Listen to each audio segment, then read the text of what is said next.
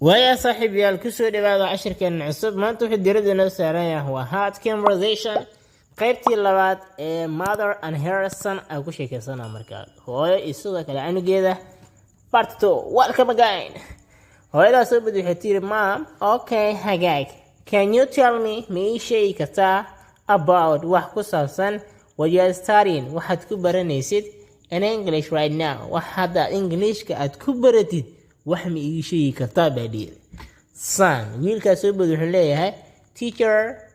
معلمكو is teaching us وحونا بريا about countries وح ودمada ku saabsan ayuuna baraya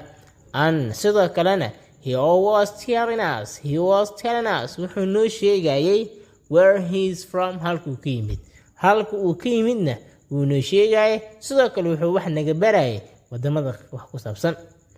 mom hooyada waxay tiri where is he from halkuu ka yimid where is he from halkee ayuu ka yimid isagu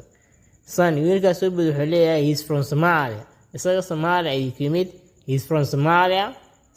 ayuu ka yimid what is his name waa maxay magaciisa what is his name waa maxay magaciisa son wiilkaas soo bad wuxuu leeyahay his name is RK magaciisu waa RK his name is RK magaciisu waa RK his name is RK